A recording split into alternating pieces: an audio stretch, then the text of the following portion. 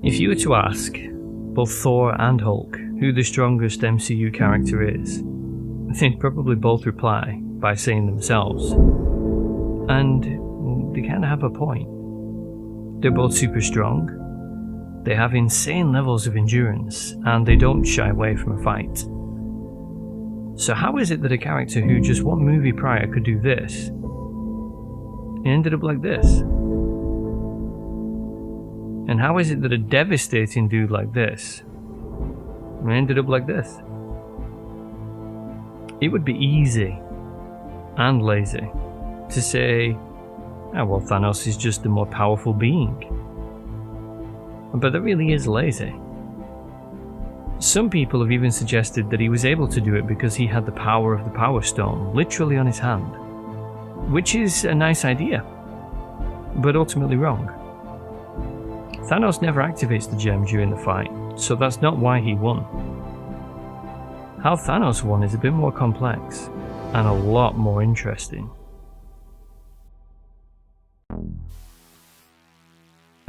It's as much Thor and Hulk's fault why they lost as it is Thanos's. Both Hulk and Thor lost in part because of a fundamental flaw in their psychology. They didn't acknowledge, understand, or correct their weaknesses. In Hulk's case, he is heavily reliant on two things: his superior strength and his aggression.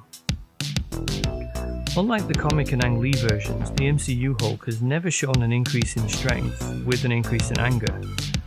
He's usually depicted as becoming more vicious and brutal when he's angry, but not actually stronger. In the comics, his strength and endurance are theoretically unlimited, as they're tied to his level of anger. In the MCU, however, we've already seen the limit to his strength as far back as the Avengers. His upper strength ceiling is equal to Thor's, which incidentally is also Thor's upper limit. If he was stronger than Thor, this wouldn't be such a struggle, and likewise for Thor. So it makes sense to say that their power levels are pretty equal. His strength is still way above any other character bar Thor, but it's not limitless. Due, in equal part, to his aggressive anger management problems and the fact that he can crush anyone pretty easily, Hulk has never had to adapt his fighting style or become more strategic. Even in Ragnarok, he still relies on brute force. Why learn to fight when you can win the fight in one punch? This is his limitation. You see, the only time his strength is given a real test prior to Thanos is with Abomination. But he still managed to use strength alone to overpower Abomination, because he was slightly stronger. But when he comes up against a being of equal strength, he's all bark and no bite. Side note, check out this beautiful visual symmetry which pretty much everyone missed. Thanos, on the other hand, is clearly trained in hand-to-hand combat and utilizes evasion and counterpunching to stay one step ahead of the Hulk. Because Hulk is a pure reactionary fighter and uses an easy-to-telegraph brawling fighting style, it makes the fight pretty simple for Thanos. As we saw with his fights with Thor, when he's up against a being of equal or greater strength, well, Hulk's all out of moves.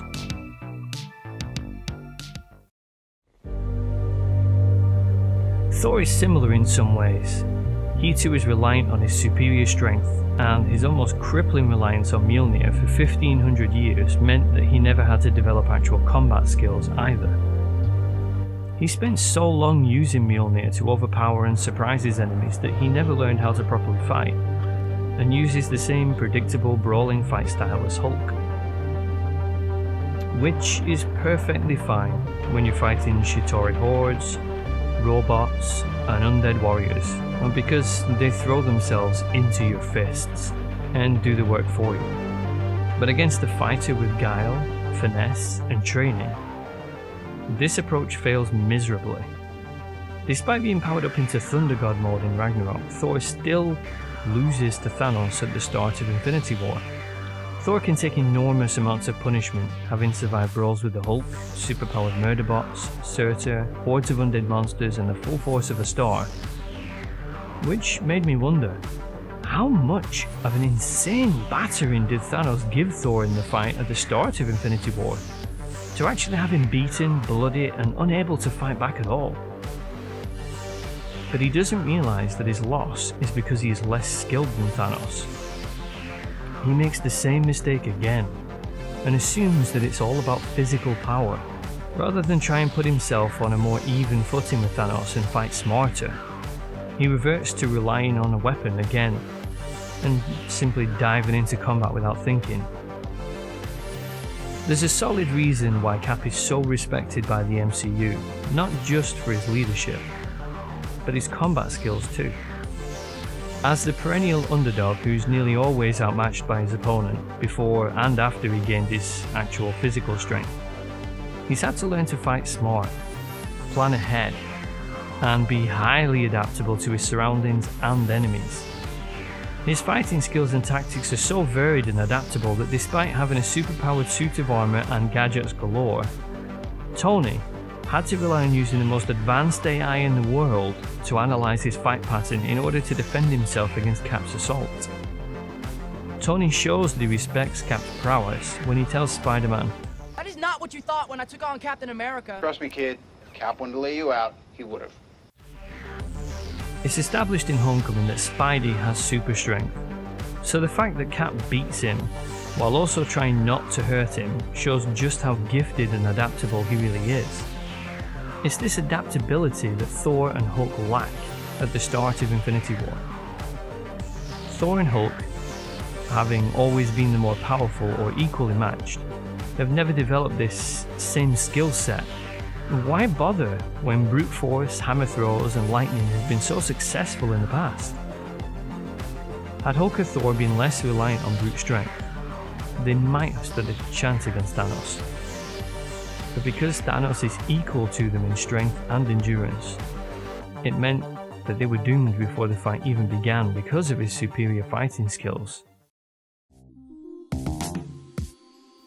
The biggest difference between Thanos and Thor and Hulk, besides fighting skills, is that Thanos knows about Hulk and Thor, since it was his invasion fleet which was destroyed by the Avengers in the first movie. But Hulk and Thor know nothing about Thanos. They don't know who they're facing, what he's capable of, or what it will take to beat him. This lack of knowledge puts them at a disadvantage in their respective fights with Thanos. So lacking is their knowledge of him, that Hulk has a look of shock on his face as Thanos first overpowers him, and then manages to land a blow which actually causes Hulk pain. They're also ambushed and surprised by Thanos and his minions, which itself is another huge advantage. What small scraps of knowledge they do have about Thanos comes in the form of second-hand stories and whispered myths.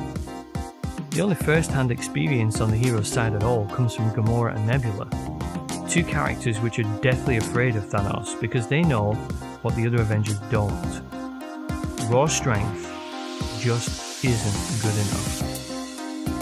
There's a debate about if Thanos would still have won had the Avengers been a fully functioning, well-oiled machine like in Age of Ultron. I'd say probably not, because they had everything they needed to win the fight, and a leader who can plan way in advance and adapt their strategies to suit their opponent.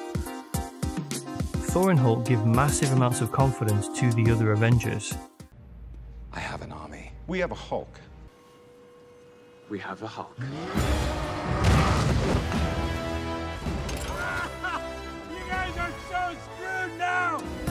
Because the other Avengers know that these two can soak up insane amounts of damage and hit the heavy enemies while the rest of the team can do their part largely untouched.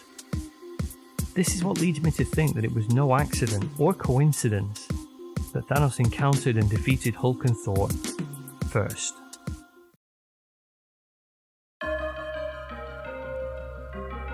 Something which I realised when watching Infinity War is that Thanos could have left Thor and Hulk until last, when he had all the other gems and more power.